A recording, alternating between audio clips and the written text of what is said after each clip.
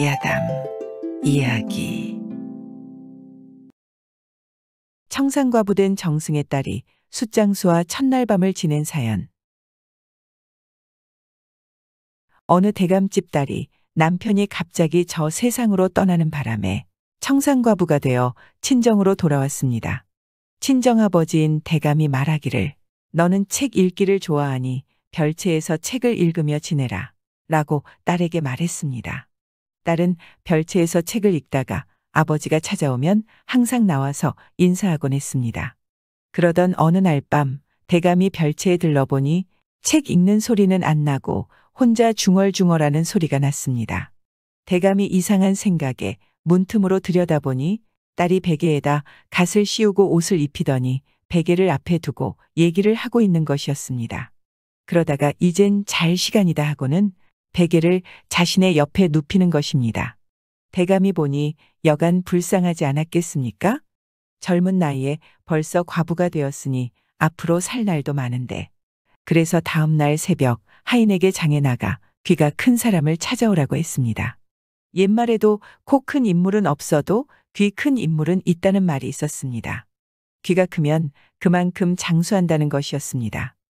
하인이 장에 나가 살펴보니 숫장수가 지나가는데 정말 손바닥만한 귀를 가지고 있었습니다. 그래서 대감 집에 데리고 왔습니다. 대감이 보고 과연 귀가 큰지라 안채 갑방에 모시라 했습니다. 영문도 모른 채 식사를 푸짐하게 대접받은 숫장수가 내가 무슨 잘못을 해서 이렇게 대접하고 죽이려는구나 생각하고 있는데 저녁에 대감이 직접 와서는 목간통으로 데려가더니 손수 물을 데워서 몸을 닦아주고 옷까지 입혀주었습니다. 대감이 보니 숫장수의 허우대가 좋아 보였습니다. 이젠 됐다며 딸이 있는 별당으로 데려갔습니다. 숫장수를 별당 문 뒤에 숨겨놓고 기침을 했더니 딸이 나왔습니다. 그 틈에 대감이 총각을 방에 밀어놓고 문을 잠가버렸습니다. 방에 둘이 앉았는데 딸이 생각해보니 아버지가 하시는 일이 틀림없다 생각하고 총각에게 이제 잡시다 하며 둘이 첫날 밤을 보냈습니다. 새벽에 대감이 다시 와서 딸과 숫장수에게 빨리 옷과 중요한 물건을 챙기라 했습니다.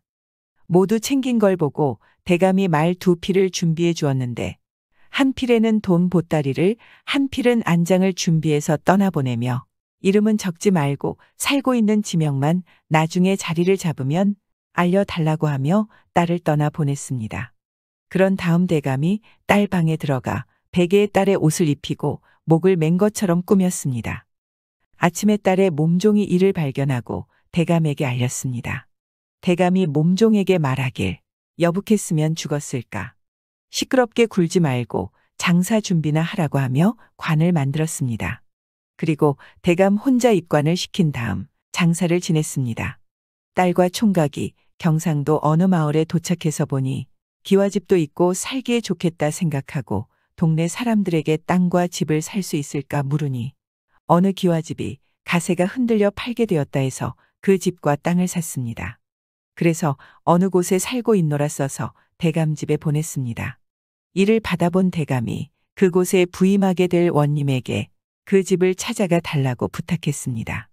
동네 사람이 보기에 원님도 찾아오는 등 보통 사람은 아니다 싶어서 사람들에게 집안이 좋은 가문이라고 소문이 났습니다.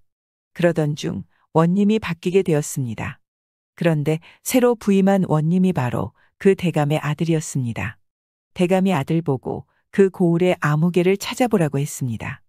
아들이 부임해서 이 고을에 아무개가 살고 있느냐 하고 아전에게 물어보니 살고 있다 해서 직접 그 집에 찾아가 서로 인사를 하게 됐습니다.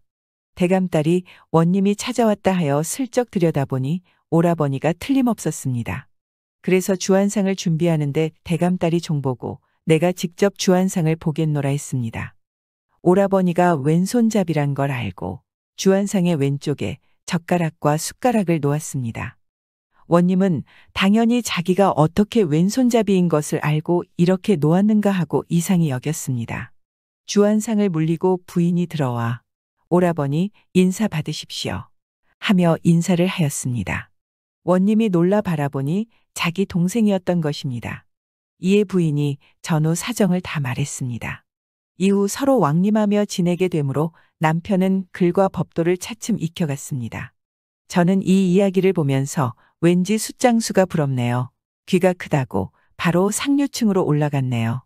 그런데 저는 살아오면서 느낀 건 역시 사랑하는 사람을 만나서 사는 게 가장 행복한 것 같습니다.